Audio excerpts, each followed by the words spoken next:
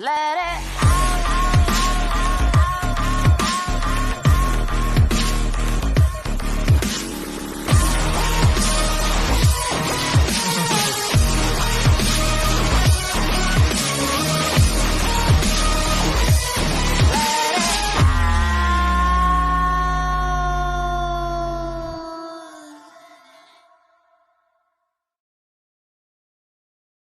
Let it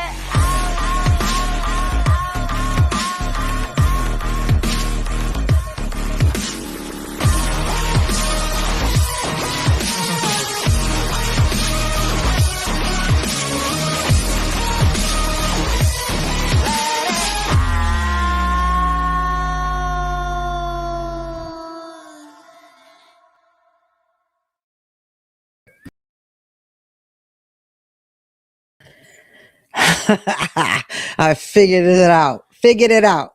Good evening, detoxers. Best seat in the house, Tasha Ross. Good evening, Gwen Tucker, Joyce C., Crystal Adgers. Hi, Karen. Tennille, Mimi, welcome. Manuel, welcome. Joycey, Misha, Pastor Ron, what's up? Nanita, Priscilla, hello, Coach Maria, Coach Ebony, Gwen Molden, Charnette, you're a faithful, you're with us. Good evening. Erica, good evening. Sylvia Jackson, Cheryl Johnson, welcome. Nanita, Darlene Henry, Keisha, welcome. Vanessa, Mike Tate, Caritha, Patricia, welcome. Elitza, Latanya, Coach Maria, Coach Ebony, all in the house. Good evening, Selena's, Gwendolyn, Nicole Coleman, welcome, Dominique, Leah, Stacy, good evening, John Booker, Candy, Keisha, welcome. Y'all coming in tonight. Okay, we moving fast. That's what I'm talking about. Prudence, good evening. Kamisha, Jenny, Jeannie, good evening. Nicole Nicholson, Roxanne, Pastor Val, Diana, special. Renee and Camille was the first one to sign in tonight. Welcome. Welcome, everyone. So glad you're here. Joyce said, let's get it. Welcome, Carol. Welcome, Shayna. And Gwyneth, good to see y'all coming in. The table is spread and the feast of the Lord is going on. Welcome. Just had a wonderful evening at a birthday dinner tonight. And you know, when the saints get together, especially the saints that know how to live, we don't just have a form of godliness. We get together and we have a good time. And tonight was just beautiful, more special than I even imagined it to be. It was beautiful. The love and the outpouring of love and support. Elder Joy's birthday dinner, I told her she looked like a mix between Shirley Caesar, Aretha Franklin, and Juanita Bynum. She was working that room tonight, and it was beautiful. And it goes in hand to what we had talked about last night about you show people how to treat you. You show people how to treat you. And she treated us all with first class. She had her banquet hall set up first class, and it was beautiful. She was beautiful. Everyone who was there was just in the right spirit. Everybody was smiling and loving on each other and just sharing some wonderful testimony. It was beautiful. We prophesied to her in the end. And she was overcome. Those prophets hit her. Prophet Angela Minto, Prophet Danielle, Prophet Ron Bonner, Prophet Erica. Did I forget anyone else? And they prophesied to her after I started, and it was an awesome night. And then our brother Reggie got up and let out a praise, and that shifted that whole room. Yes, good evening. It was beautiful. God is good. God is good. He's greatly to be praised. He is good and he's greatly to be praised. It's something when sisters and brothers, the people of God, can come together in fellowship and love on other people, and not always have to be about you. As a senior leader, a founding leader of a ministry, oftentimes there's a lot of events that are for me because there's so many lives that we are able to reach. We could have one sermon and reach thousands of people. And so, oftentimes there's a lot of events that recognize me, or a lot of people giving thanks to God for me and just being grateful and giving gifts and flowers. And, they give it through members and leaders and elders and armor bearers of my church. And I just felt really special tonight that I was able to love on her and focus on her at her birthday party. And it was beautiful. And I don't even want to call it a party because she made it very elegant, and it was a sit down dinner.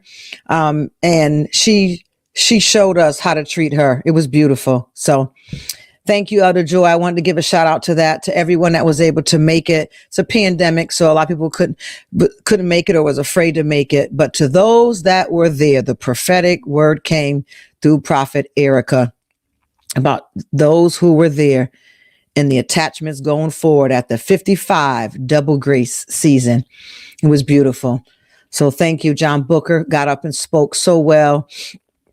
Erica Carpeting, she really went in.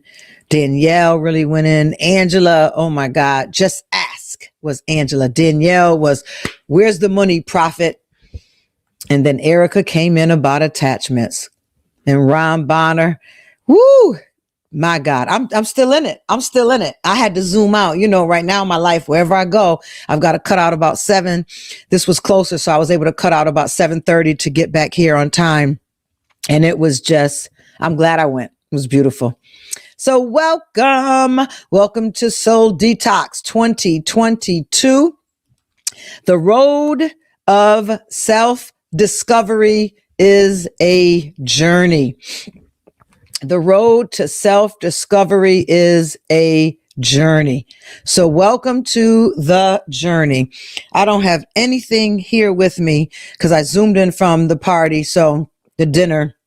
So I can't even read the Cash App thank yous, but I'll get to maybe before the evening ends. My little prophet armor bearer, Peyton's not here, so I can't send her for it. And there was even one person who subscribed last night that I noticed, and I was really grateful for them. Let's see if I can see who that is. So once we get started, we can get started. Let's see. That's a new comment.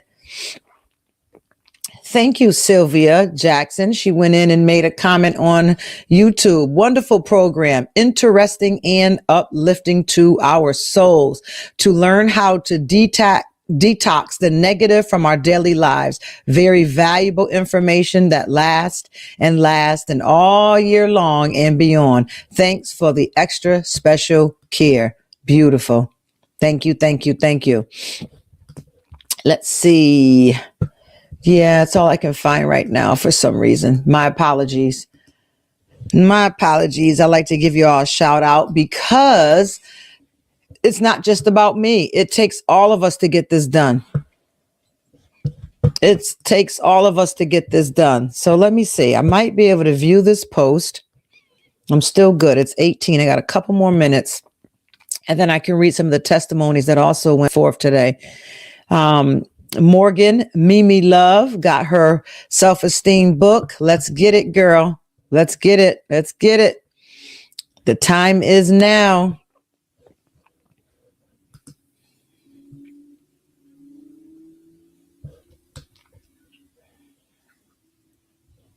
And let's see. Any other testimonies up here before we start our work? Yes, we do have another testimony up here. Last night's session opened up a lot of memories. I am growing. I would have been the one to say, oh, that's okay if someone spilled my drink. Somehow now I am more important to myself. I have my voice back. I can and I will speak up after 30 years. So Detox brings deliverance to so many areas of life. I am truly grateful. And we are grateful for you and your testimony. Thank you very much. I see that Denise got her book in, her self-esteem book. These past few days, I've been under the weather with hardly any energy to do anything. I mustered up some strength to go to the mailbox, and there it was. Group therapy has arrived. Welcome. Welcome to the zone.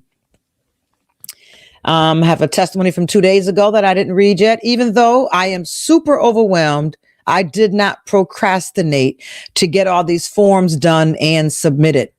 Even with disappointing news, it was the voice on the other end of the phone that said, we are going to keep trying. Even if it's down the road, we are gonna keep trying. A stranger handling my paperwork. If only she knew that her simple, encouraging words had me in tears. God bless you. And thank you so much for sharing that with us. Thank you all for your testimonies that you post on the Wix site. I noticed that it's also on the website, the desktop portion. You just have to go to www.suzannemhoward.com, look for groups, and then you'll see So Detox 2022. So welcome. How are you doing? How was your weekend? Are you getting your work done? Come on. Are you getting your work done? This is all about the work. The month of January. I'm going to see you many times throughout this year, but probably not as,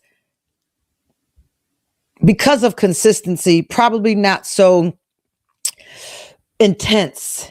Probably not as intense, because we may, talk for maybe an hour once a week. I'll get on, or, I'll do 7-minute booster shots every morning, but not as intense as 30 consecutive days, taking our picks and our axe and knocking at that great big mountain that has been between you and what you really want.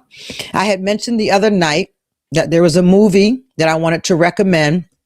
Now, I am a Christian, so I want to just make a note here that in this movie, there is some swearing. So I don't want you to watch it if you don't like that in your ears, if that's something that God has told you he want away from you, because probably that was something that was heavy for you. My father was a cusser. He couldn't say good morning without a cuss, couldn't say good night without a cuss. So I just thank God that how he keeps us and renews our hearing and renews our ears, and it gives us a vocabulary and scriptures and everything else to fill our mouths. So I just want to put that out there so you don't think that she ain't saved because she watched the movie with cussing.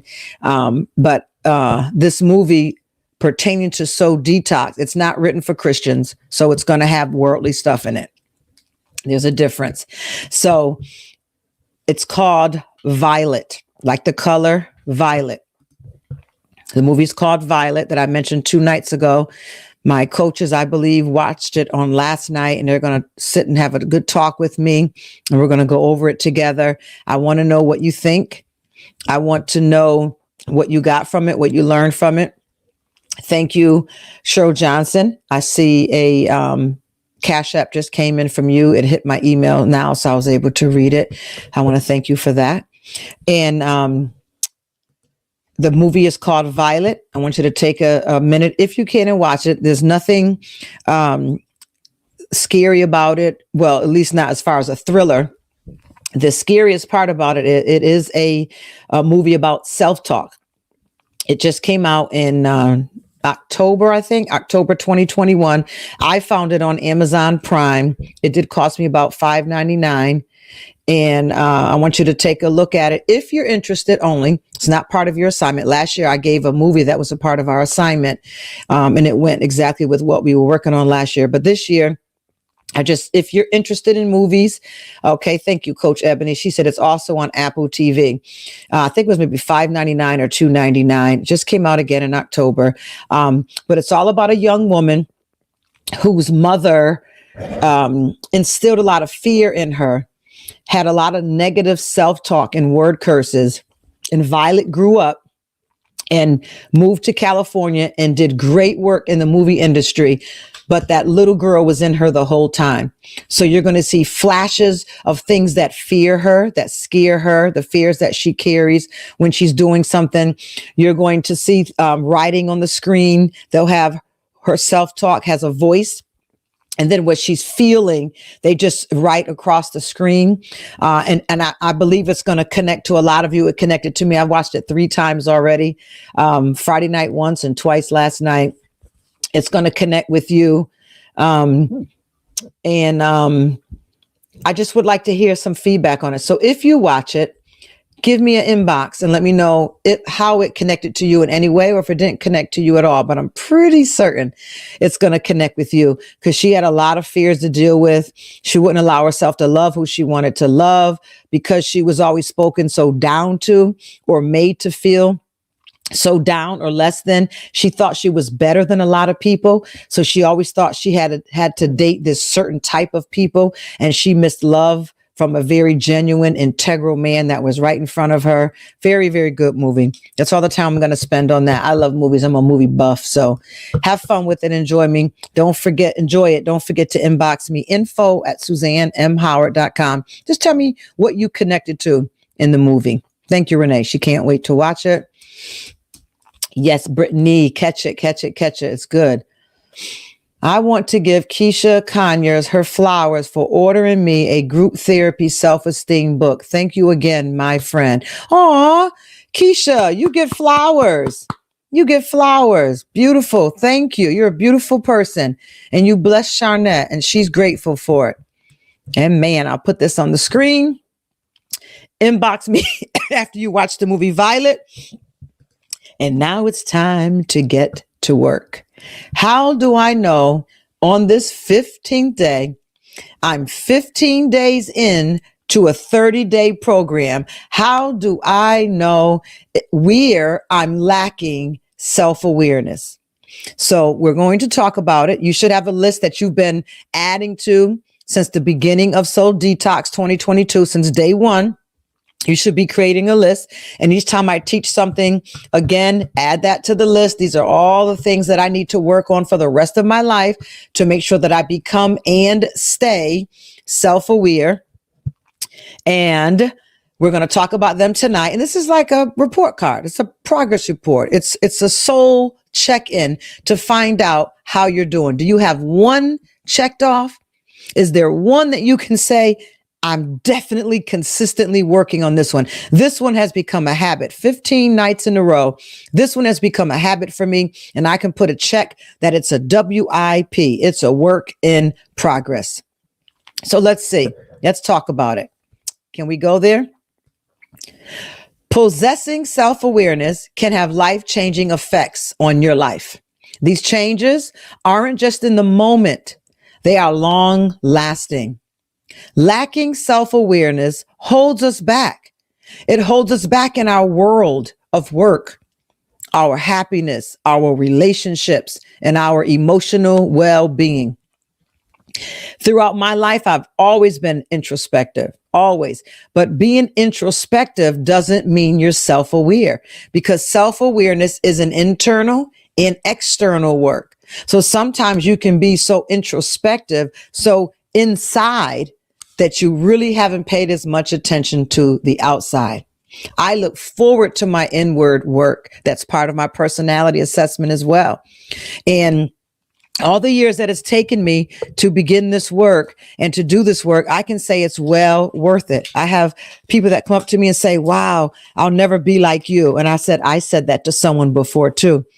I remember when all I wanted to do was be able to remember one scripture in the Bible. And I used to say to my pastor when I was a new believer, God, you guys just say scriptures like they're nothing. I would just be happy when I can remember one. When you do the work, you become that and more. You become even greater.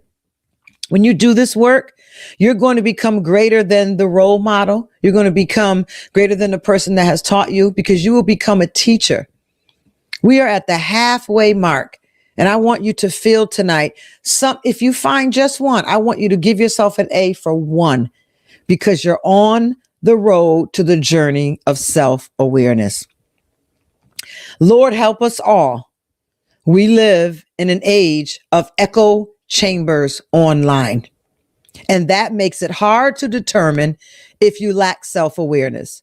We are so easily inclined to believe our opinions are always right, because the net makes it easy for us to find dozens of others who feel the same way we do. When you lack self-awareness, you fail to identify what you are feeling and how it manifests itself in your daily actions. You fail to see the patterns in your behaviors and in your thinking. As a result, you tend to experience more negative emotions because you don't know how to better align your choices with what you really want. That being said, you should always step outside of the echo chamber of the online social media platforms and listen to what others have to say. The ones who are really living life with you, the ones who are really doing life with you. When you refuse to listen to others, especially when they are trying to be polite or offer up proof to their statements, you're doing yourself a disservice. There is a key to being self-aware, and it is the ability to look outside of your own perspective. Impartially look at facts and be open to new ideas. If you fly into a rage when you hear people have different ideas from you, you lack self-awareness. I've already given you one. That's not even one. That's just an asterisk. If you fly into a rage when you hear people who have a different idea or different ideas from you, you lack self-awareness. When people challenge your ideas or offer feedback, you get defensive or come up with excuses. You lack self-awareness. Just want to slow it down. I'm looking at your comments.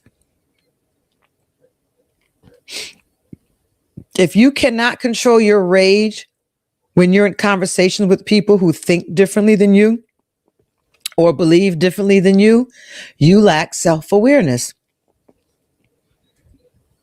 When people challenge your ideas or offer feedback and you get defensive or you begin to come up with excuses, you lack self-awareness. Nope, these aren't numbered yet. These are just conversations I'm having with you all right now. So if you want to number them, you can make it maybe A and B, and then we'll start the numbering process. I love that you care to ask that question, Minister Jerry. Yep. If you can't control your rage with those who think differently than you, you lack self-awareness. Very good. This goes hand in hand with being an active listener. Here we go again. The Bible even tells us to be quick, fast to listen, and ever so slow to speak. How many of us can do that? This goes hand in hand with being an active listener. When you lack self-awareness, it's very common to take things that are meant to be helpful as an attack on your character or intelligence. I feel like that needs to be read again. Get it, y'all. When people challenge your ideas or offer feedback, you get defensive or come up with excuses. This goes hand in hand with being an active listener. When you lack self-awareness, it's very common to take things that are meant to be helpful as an attack on your character or intelligence.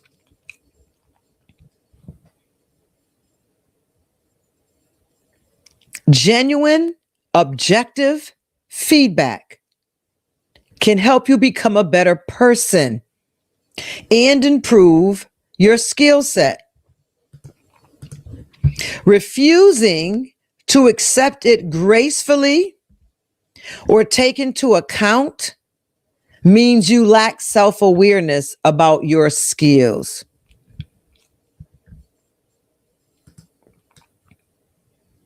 Genuine, objective feedback can help you become a better person and improve your skill sets. Refusing to accept it gracefully or take into account means you lack self-awareness about your skills. If you're caught making a mistake and lack self-awareness, you'll make excuses as to why it happened. Excuses do not allow for personal growth. Anyone who works with me, in relationship with me, or in some type of active communication with me, has heard from me how I can't stand excuses. And I know a few people that can make some money by writing a book on 1,001 excuses because they have an excuse for the excuse. Yeah, stepping on toes and corns tonight. There's an excuse for the excuse. And you're not hurting the hearer. It's frustrating. It's aggravating. And it's sad that we have to see you in that childlike state because children make excuses. No, mommy, the bed didn't break because I jumped on it. They jumped on it first. It was already broken. I didn't drop the glass. It slipped. Or an adult. Oh, well, if you didn't have it like this wouldn't have happened. If you didn't say this, I wouldn't have done that. Is that the worst? If you didn't say this, I would not have done that. Okay, well, I've said 10 other things that didn't get the positive response out of you. How did this one thing that I've said gotten such a negative response out of you? Excuses. If you are coming out of excuses, I want you all to start your book. I want you to go get another little journal, and I want you to put every excuse that you catch yourself making, and I want you to give it a page. And I'm going to help you create the book, The Manual on Excuses, 1,001 excuses, and we can put them all in a book together. Excuses do not allow for personal growth. It means you lack self-awareness. And then the worst part of it, ooh, the devil made me do it.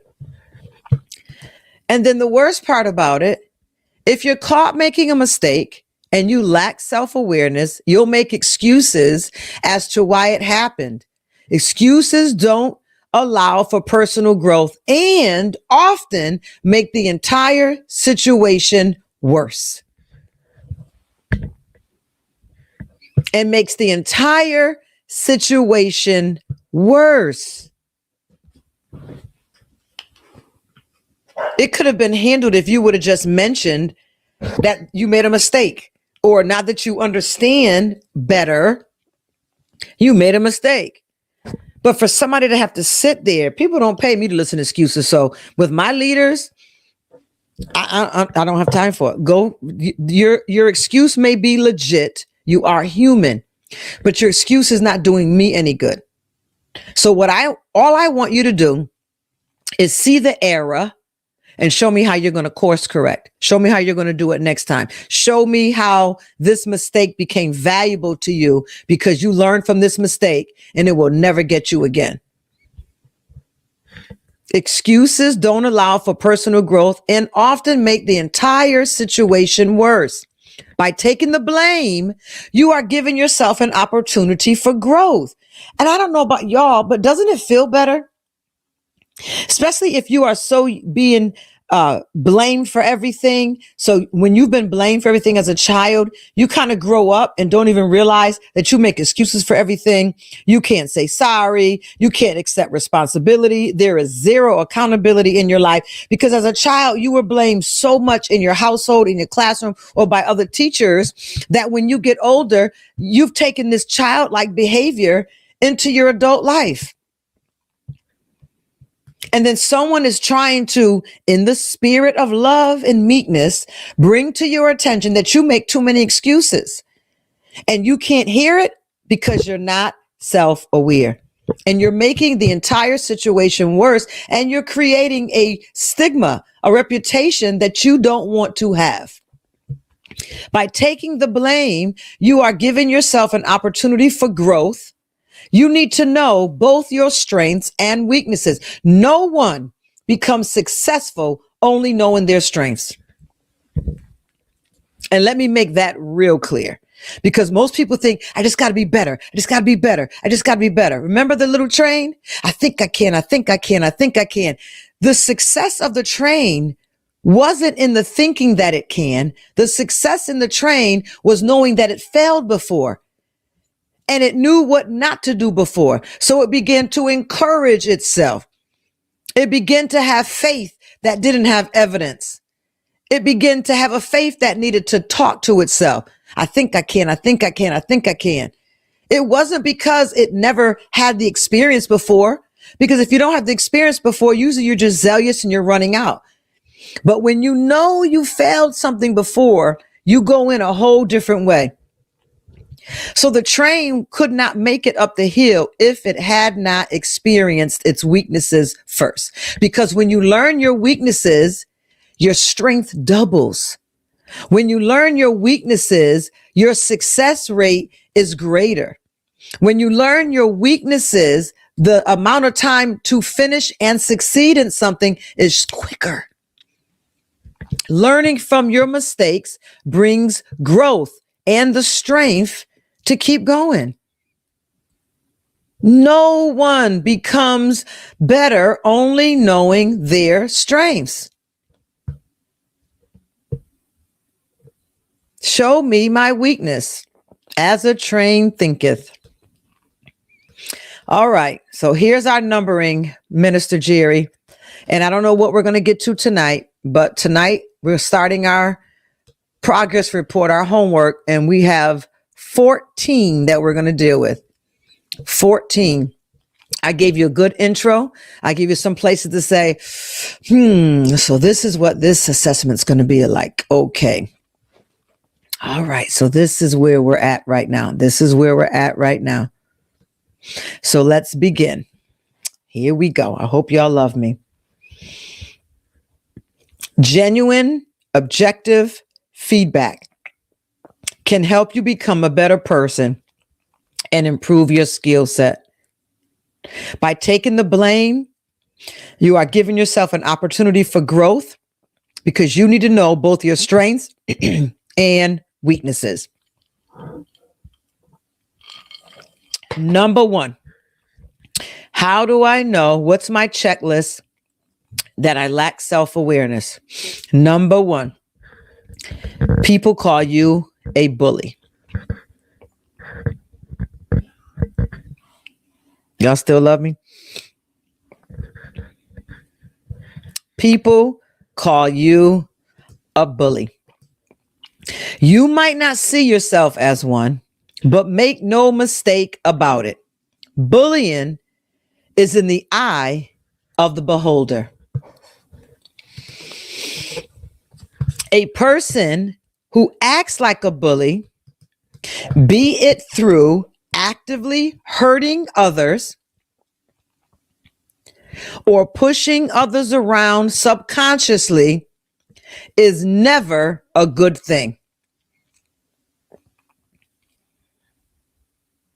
I'm gonna slow it down because it might be some vomiting going on in the houses tonight.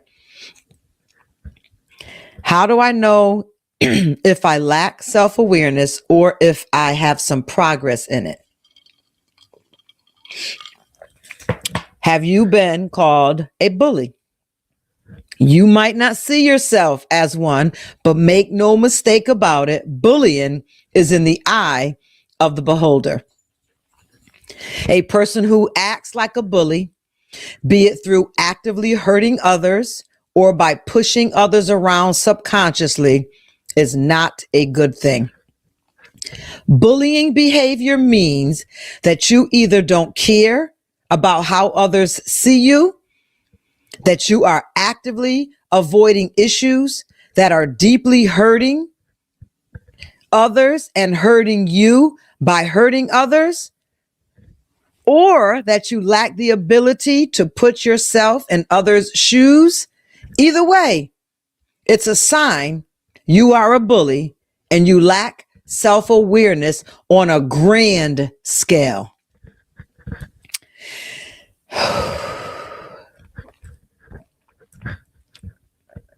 Let me indulge you a little bit more. Bullying behavior, and we thought it was only in high school. Bullying behavior means that you either don't care about how others see you, that you are actively avoiding issues that are deeply hurting you. Did you hear that?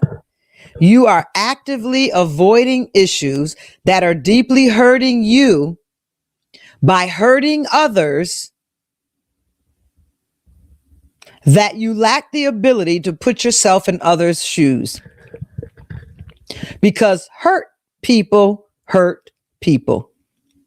So you become a bully when you avoid the issues that hurt you, which cause you to hurt others. You lack empathy, that you cannot put yourself in others' shoes and see how you are hurting them. You're a bully. Either way, it's a sign that you lack self-awareness on a grand scale. You're a bully. Should I ask for a bully head count tonight?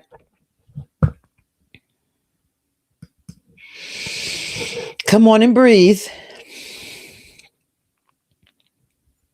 Maybe you were bullied so much in school, you didn't realize that the bullied became an adult bully. Bullying is in the eye of the beholder. Yep. Self-awareness. You got to look inward and you have to listen outside. If someone tells you about your behavior, the least you could do is listen. If you love them, there should be no hesitation in you correcting that behavior. If it's not changing you into a person that you wouldn't like, it should be no hesitation. I used to smoke cigarettes years ago. And I remember my son's father told me, I don't like the way your breath smells. I don't like that cigarette smell. I don't like the way your clothes are starting to smell. I don't smoke. I can't deal with it. If you don't give up smoking, don't kiss me. And then it got to the point, if you don't give up smoking, don't kiss me, and it's going to be over. He stood his ground about what he didn't like. Now, I could have been like, you're not going to change me. You're not going to tell me what I can do and what I can't do. First thing I had to do was think, is what he's asking me for my better or my worse? For my better. Even though I enjoy it, at least I thought I did, it's for my better. Okay. Number 2, do I care enough about him not liking cigarettes to change? Or do I care about myself and my need to have it more than his? Because if I cared more about myself, then I'm not going to give it up. But when I knew that it would interfere with the relationship, it was an easy choice to make. And thanks be to God who causes us to triumph. It was one of the best decisions to make. Because back then we could smoke on the job for y'all young people. And I worked 2 desks in the company that I worked in. I had an ashtray on each desk. And what happens is you end up becoming a chain smoker because you have a cigarette burning over there. Then I had to go over in the afternoon and do transcription and dictation. So I'd have my cigarette burning over there. Then I went over to that other desk to do payroll and process insurance car accidents and ended up becoming a chain smoker. I started getting a sore throat. In my 20s, had to get my tonsils taken out because the cigarette smoke was no good for my tonsils. And I'm going to try to be right? Or am I going to care enough about someone that's with me to give it up? If someone is sharing with you bullying behavior about yourself, if they're telling you that your hurt is hurting them, do you care enough to get therapy? That your hurt is too much on this relationship?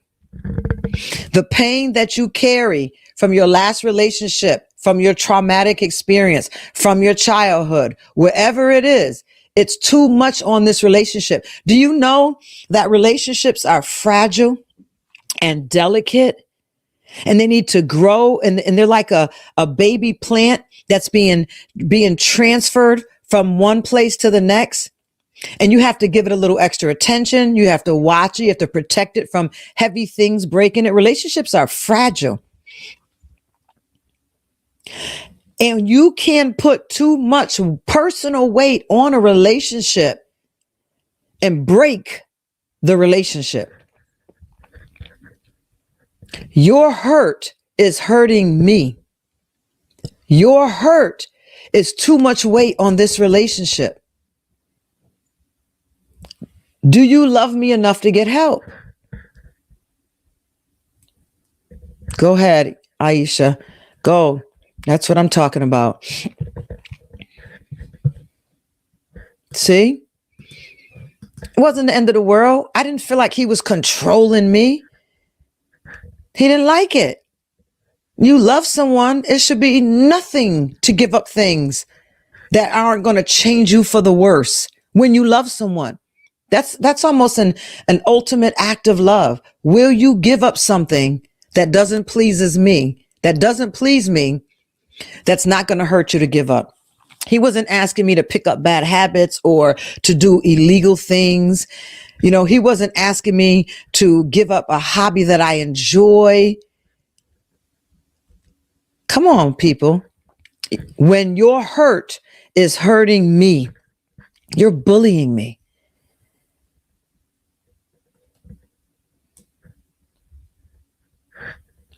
When your brokenness is too much for the relationship, understand that one is going to die. Either the love, the relationship, or our connection together. Come on.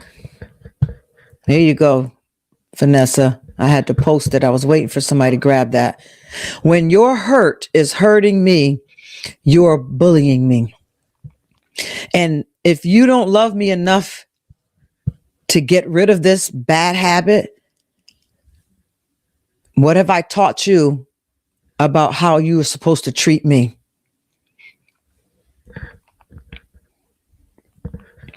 I like your husband already, Ishay.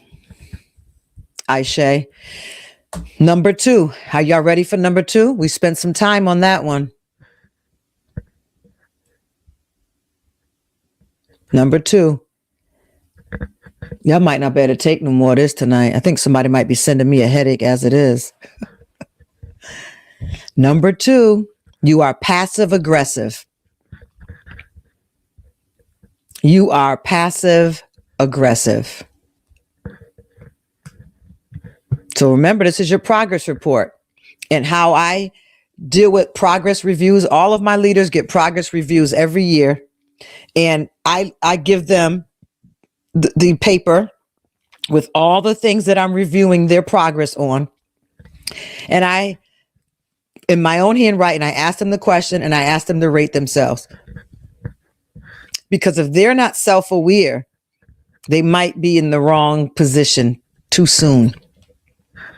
And if there's one that I don't agree with, I tell them why I don't agree with it. And every time we've come to a mutual medium to understand that this is an area that needs to be worked on this year.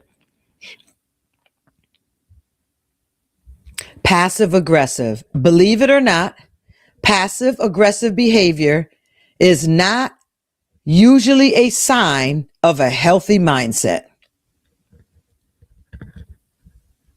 Passive aggressive behavior is not a sign of a healthy mindset.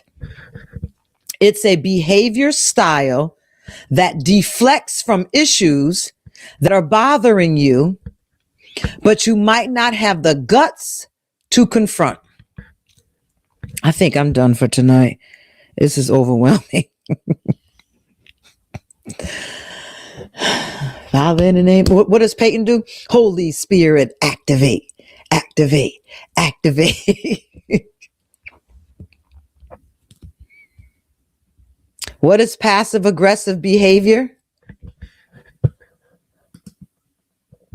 Good. Then you're self-aware, Cheryl. Even though you're still fighting something, what we're looking for right now is not to be so much healed from passive aggressive, but to be able to recognize it. Self-awareness is a great step into getting that work done.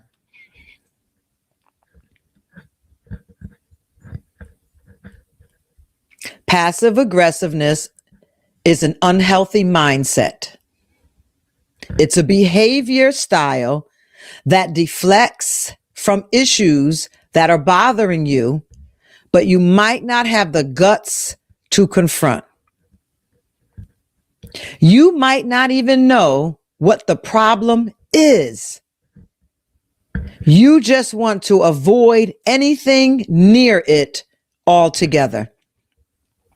I actually have a coaching program, a coaching package that you could sign up for. All I want to do is I want to sign up for coaching in passive aggressiveness. And you'll spend 12 to 15 weeks with me. We focus on that. We center on that. And usually, if you haven't changed, it's probably because you're still struggling with something regarding that, a belief.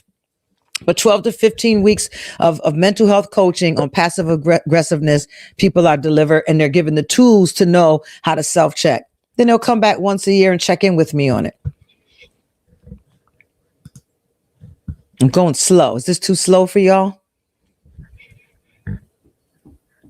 You might not even know what the problem is. You just want to avoid anything near it. Do you know why you are passive aggressive? Thank you, Candy.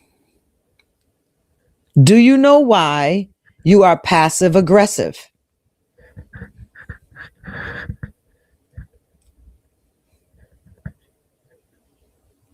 A little introspection and a great mental health coach may help you overcome this behavioral mindset and make you more capable of communicating your needs with others. That's what it goes back to. It goes back to being self-aware, which one of the dynamics, one of the components of self-awareness, if it was a ball, a clear ball, and there was a bunch of letters or pieces of paper with words written on the inside of it, one of the components of self-awareness is being able to communicate your needs and to protect yourself, to stand up for yourself. When you can't do those two things well, usually the fruit of that is passive aggressiveness. We have a root and we have fruit that comes from the root. So if you don't feel that you can speak up, maybe you were told not to speak up, stay in a child's place, don't speak to your spoken to, you're a woman, you're not a leader, you're not smart, you're not on a level of education that we are on, or you've been dominated or bullied, you could end up passive aggressive. And how that shows up is someone could ask you to do something for them and you have an issue with them. Let's just say I went and bought something and I didn't share with you what I was going to do with our money. You have a problem with it. You show the angst on your face, but you don't say anything. If you do say anything, it's not in the fullness that you want to. And you think it's better not to say anything. You're going to see that in the movie Violet that I recommend when we first got on tonight. Okay, come up for air, Ari. I'm going slow. So let's just say I spent money that we were saving together and I wasn't supposed to, and you are upset and you let it be known, but you're not over it yet. Inside, you're like, you always do this. Or I knew you were going to do this. Or now I can't trust you. Or, you know, all you think about is yourself. This is the self-talk that's going on the inside. So you voiced yourself. I heard you. Maybe I apologized. Maybe I didn't. But if I apologized, it was sincere. And we moved on. I apologized. You stated your case. It's done. But for you, it's not done. Because maybe you feel bullied by me in other areas that you can't let this one go. Even though I said, I'm sorry, forgive me, and I won't do it again. You can't let it go. I'm clear, by the way, before God. I apologized. I took accountability and I said, I'd never do it again. I'm clear before God. You have the issue now because you can't let it go. So I ask you to take something out the oven for me and you forget. I ask you to put something in my bank account from our joint account so my checks don't bounce. You don't do it. You are supposed to meet me somewhere at 8 o'clock. You get there at 8:30. I ask you to put the laundry in the dryer for me. And 2 days later, I never got to it. But when I do go, I know it's in the dryer. You left it in the washing machine. There's always an aggressive, it's like a backstabber. They smile in your face. And that's what passive aggressive people do. They act like things are over, but they're a backstabber in behind. Somewhere they're sabotaging something that's connected to you, something that's going to stress you out, tiss you off, disappoint you, or frustrate you. I'm reading your comments and I'm not going to say names. Did you hear my exhale? Do you know why you are passive aggressive? A little introspection may help you overcome this behavior and make you more capable of communicating your needs with others. Just be sure to ask yourself if you are emotionally equipped with great defenses or making excuses and acting out. Most people who are the most gracious and kind to your face are passive aggressive people.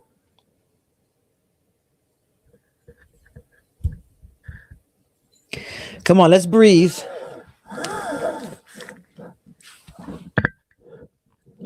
Let's breathe. When you work with people, you deal with this so much. It's amazing. Dealing with this from a boss, one of the commenters. This is definitely a replay. I'm going to stop at number 3 tonight.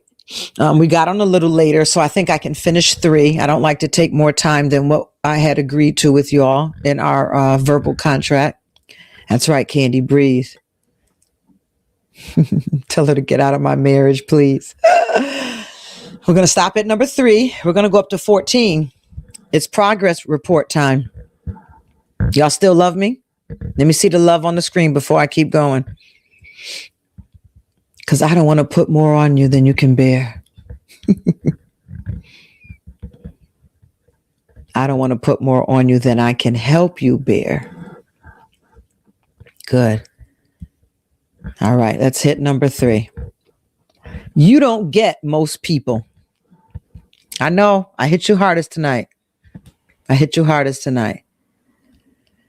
Ooh, this is going to be heavy, y'all. I'm just scrolling down, looking at my whole list here. Yeah. I forgot some of these. This is going to be heavy. Y'all might want to bring a glass of ice and put 2 lemons or 2 limes in it for the next couple days, because this progress report time. You don't get most people. Do the actions of people just not make sense to you? Have people told you that you don't understand me? That you don't understand social matters? If people's reactions to you don't make sense, or if you can't understand where they're coming from, chances are you lack self-awareness.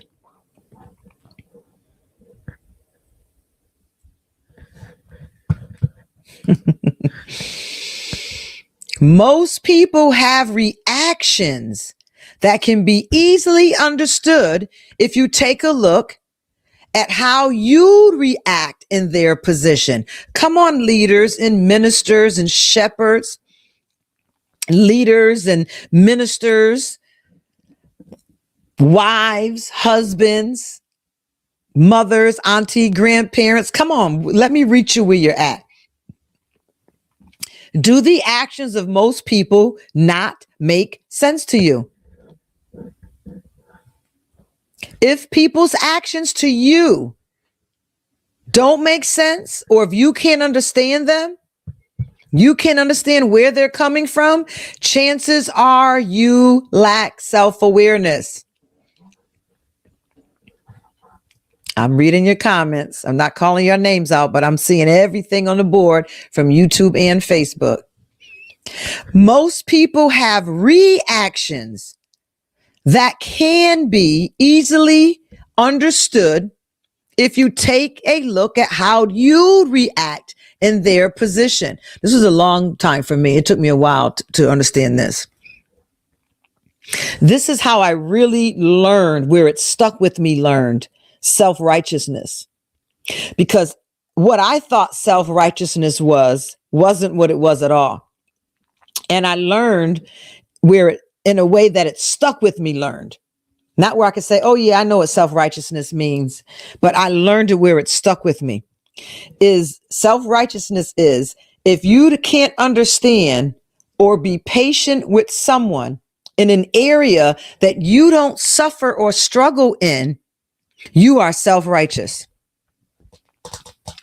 So we spent time with those that I'm training for eldership, Minister Brittany, Mike Rose, Pastor Kareem, Minister Tasha, Minister Thomasina, and I spend once a month with my training elders. Step on the whole foot, why don't you? And we went around and we asked, what is it that drives you crazy about people that you just can't understand? And we all, boom, we were like, yeah, boom, yeah, I feel you, yeah. And what it came out to be was, because that's not an area that we struggle in, we have become self-righteous in the fact that we can't understand it for somebody else's struggle. Yes, Aisha. So my thing was, I couldn't understand people. I forget what it was now. I got so delivered from it. But I couldn't stand when people don't have faith in God or trust God. Like, it just drives me crazy. If he said he's going to do it, he's going to do it. Why do we got to hear these nagging testimonies and how the devil did this and that devil? Why aren't we just trusting God for it to happen? Oh, because that's not an issue or an area I struggle in. So I don't have empathy with someone else. That's self-righteousness. So when you are self-righteous in air, doesn't mean the entirety about you is self-righteous. But when you have a self-righteousness about you, oh my God, I don't understand why they keep going back to those drugs. Look what it does to their life. You don't have a drug problem. Don't be self-righteous. Self-right. Self-right. I don't understand why they're staying in that relationship. It's toxic. It's self-right. self-righteous. Try to understand them. Try to love them. Take a class and find out how to coach them, how to minister to them. When you have perfected or don't have an issue, let's just do like the gifts of the Spirit, right? We have assessments that we give our members, and we start out with the simple one, gifts assessment. Some people have a gift for giving. Some have a gift for celibacy. Some have a gift for long suffering. We have different gifts in our character, our nature, our personality. Because it's your gift doesn't give you a right to be self-right over someone who doesn't have it. We're supposed to be empathetic to one another, not self-right. So often I used to sit there and be so puzzled. That's how So Detox started. There was someone in my life that I just couldn't figure it out. And I started studying. And then I'd study this issue and I studied that issue. And next thing you know, I was studying psychology and ended up in So Detox, ended up going for mental health coach training, went from one certification to the next, got the drug addiction, just been growing ever since. Because I'm fascinated with how some of us struggle with things that others don't. And we think it's okay to be self-right. Come on, breathe. Even with your spouse, guys. Can't be self-right because they're struggling in something that you just don't get. Can I go a little deeper? Even with your children. I know we'd like to send them back down to somebody else's birth canal because there's no way they could be ours. But you cannot be self-right just because you don't understand why they choose what they choose. You weren't raised this way. I didn't show you this way. I gave my son instructions about women because I have 11 sisters. I'm sorry, I have 9 sisters. The other 3 are brothers. And I gave him instructions about women. I thought I set him up right where he would never have baby mothers, never have child support issues. I set him up. He go and eat the fruit from the tree I told him not to. And I was done. And then the Holy Spirit said, you're self-righteous because you didn't want him to go that way. You thought you taught him everything about that. He didn't grab onto what you said. And now you have an issue. You're self-righteous. And I had to quickly get myself back together again, repent. My kids were switched at birth. Girl, I hear you. Yes, Tasha, false righteousness.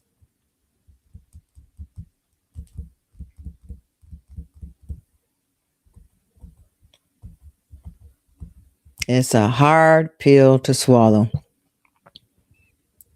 But know that this is your progress report. We're only on number 3. Do y'all have checks anywhere yet?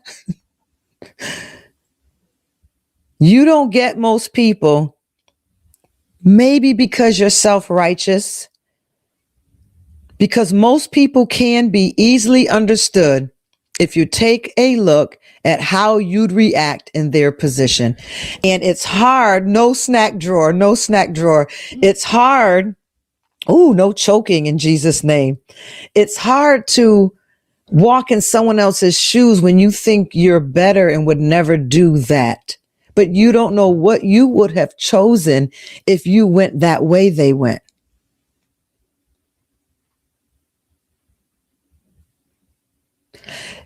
Thank you, Delia. Even that metaphor that we're taught, where you were in your heaviest life battles when you thought you weren't going to make it, or you even didn't want to live anymore. And you made it through that situation. And when you looked down and you looked over your life and there was only one set of footprints and you realized that it was God who was carrying you through that time. Do you get that? That's empathy. That's literally carrying someone through your own footprints. You're walking in someone else's shoes. Instead of them in those shoes, you decide to carry them while you walk instead. That's what Christ has called us to do.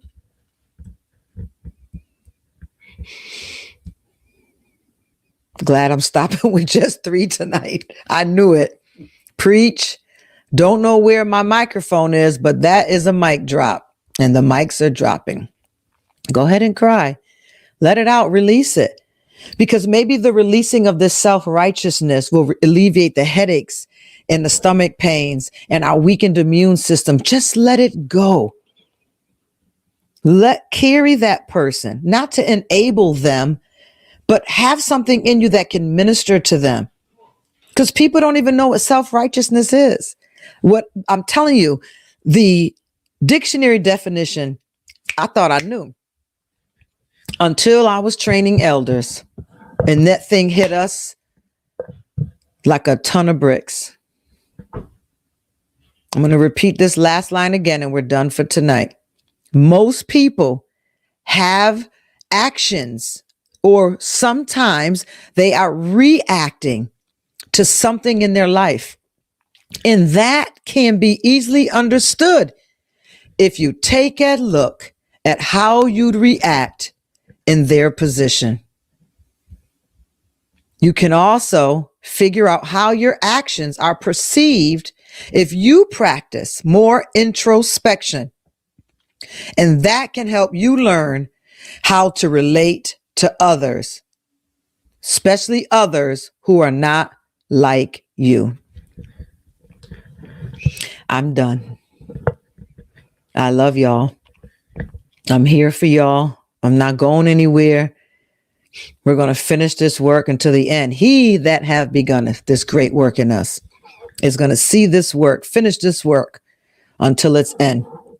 Even in 15 days, when we turn off this camera and this mic and we say goodnight, and I'll be checking in weekly, you're going to inbox me and tell me what you need. And can you do a teaching on this? Can you do a lesson on this?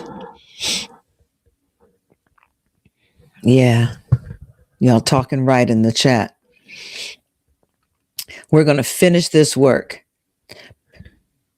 All I need you to do is to come in, have a seat, and be ministered to, and be teachable and willing to do the soul work, the applicable time of it.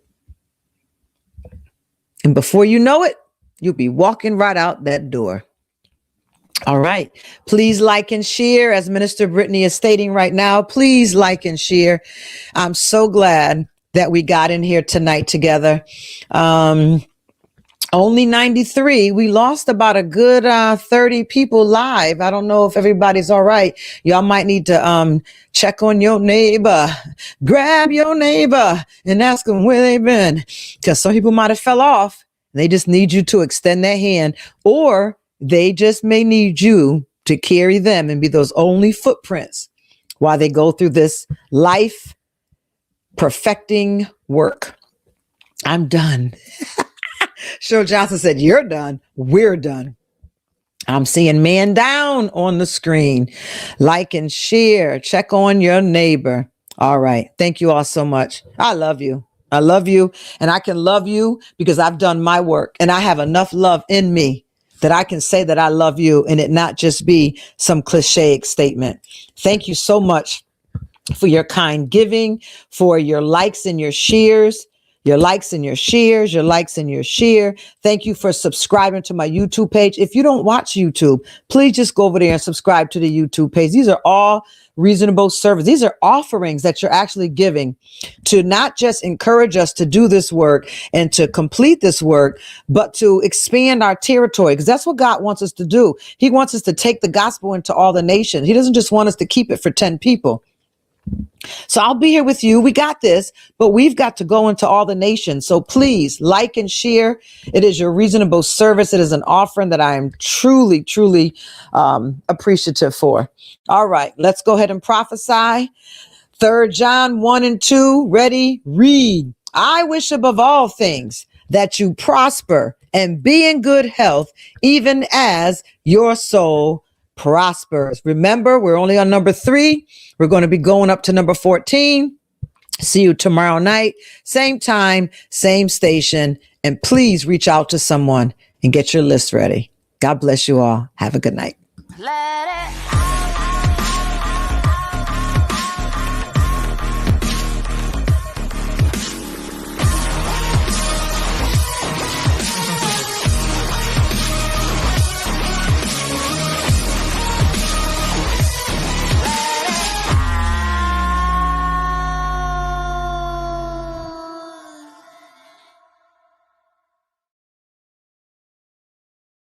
let it